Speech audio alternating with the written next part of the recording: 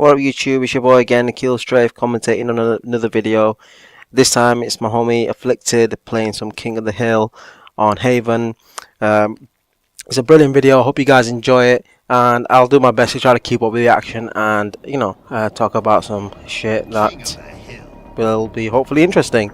So, Afflicted is on the blue team, as you can see. He's running under the middle. That's another thing I find funny, when your team is just budging to you and just push you way off whack. It's really annoying, but it's pretty amusing at the same time. So Afflicted is trying to flank on the side, push up with his teammates. He's going with the, as you can see, with the jetpack, which is a feature that I'm not too sure about.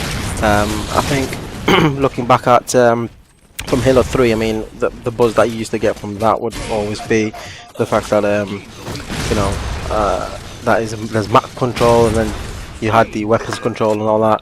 But I mean, jetpack sort of throws all that system out of whack, and I can see what, you know, Bungie with Reach and 343 trying to do in this game in regards to the jetpack. But I mean, for me, I mean, that's what made Halo 3 so fun in regards to controlling the map and, you know, literally dominating from a position when you had all the angles covered.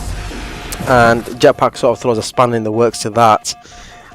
So for that reason, I'm not too much of a big fan of jetpack. It just doesn't seem to work for me in the way I play. So, but I mean, I'm not knocking kids who do like it. I mean, you know, more power to you guys. I mean, if you like it, then fair enough, you know, well, it makes you happy. So anyway, the red team have come up into a lead at the moment, and they do have control of the hill, which is not a good sign. But I mean, in objective, I'm sure you guys know, the veterans out there, that especially so early in the game, it's not really nothing to worry about. What's important at the moment is to basically try to control as much of the map as possible, and literally just take out your teammates, and always make sure that more of your players are alive than the enemies. I mean, that's the key at the moment, and the reason why that is because if, especially in a game like Halo compared to, say, Call of Duty, if you're one teammate or even two teammates down, that deficit is extremely difficult to recover from. And considering that the spawn time, you know, in the objective game is always slightly delayed, you know, that can be literally the difference between winning or just being on the back foot all game, allowing the enemy team to always just get half control of the hill, which, you know, and the vicious cycle just begins from there. It just never ends. So and Afflicted especially is one of the best players I know at staying alive. I mean, he will always stay calm under pressure. He will never make a rash decision. He always, you know, in a split second he can decide what's best for the team or not, you know, regardless. For example, like this guy, you know, he's got control of the hill at the moment. He knows that he needs to try to stay alive, make sure he's in the position, and unfortunately he gets taken down there, so loses the hill. But I mean, even that 5-6 second delay can have a huge impact, you know, in the game. You know, he gets taken out there quickly. He was a bit overzealous in regards to pushing forward, but I mean, I guess he didn't. I guess he sort of anticipated that maybe his teammates would help him out. Unfortunately, they didn't, or not as effectively. And I guess he was in a situation where he couldn't die for cover, so he got taken out. You know, but fair play. I mean, the red team are still in the lead, and they seem like they're pushing onto the new hill at the moment.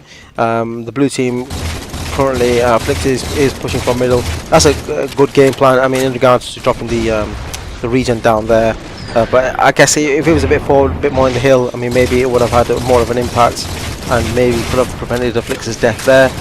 But staying alive all that time, using the ramp as cover, I mean, it's allowed his teammates to maybe push forward. And you know, as you can see, Afflicted spawned quite close to the hill there, so they could sort of, you know, attack the hill a bit more, reduce the time that the red team has on the hill.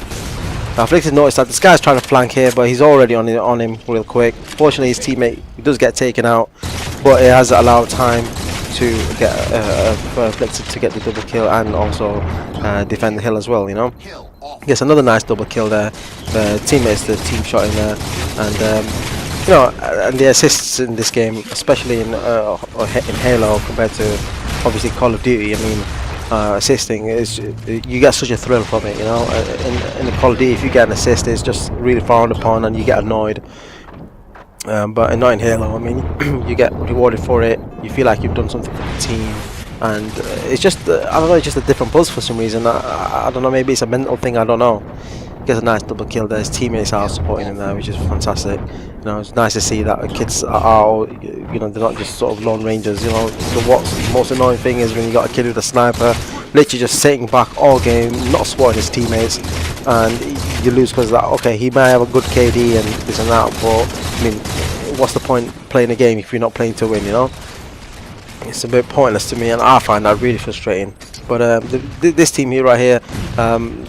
You got one top mid who's making sure that he's the most advanced player, so he'll put shots on kids. If he dies or not, it doesn't really matter. That will alert his teammates that you know the enemy's on his way, and they can you know, sort of advance and plan accordingly. You know, but we've got two people in the hill right now.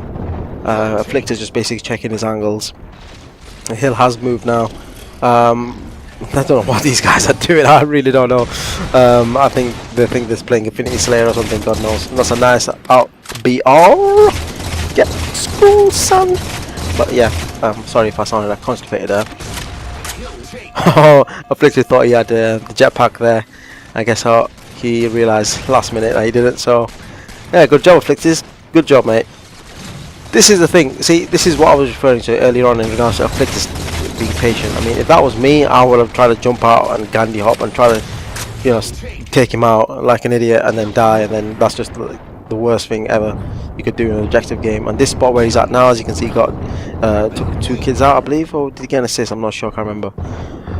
But I mean, it's a nice spot. You can make your way from bottom mid to top mid really quick. Not only that, but you can put shots on your team, on the enemy team, and usually if they're not very aware, as those guys were, I mean, you're just basically 3 kills out there, really. This gun I hate. I think it's called a bolt shot. I hate it. Whenever I try to use it, it never works for some reason. I don't know. Maybe I'm just not gifted enough with short range weapons. I mean, God knows. But for me, it just never works. Anyway, as you can see now, I mean, the tables have turned, as I was saying, in regards to objective games. I mean, don't panic. That's the key. If you're down, just keep playing the game, try to control the map. And the blue team have, or seem to be doing a lot better job than the red team.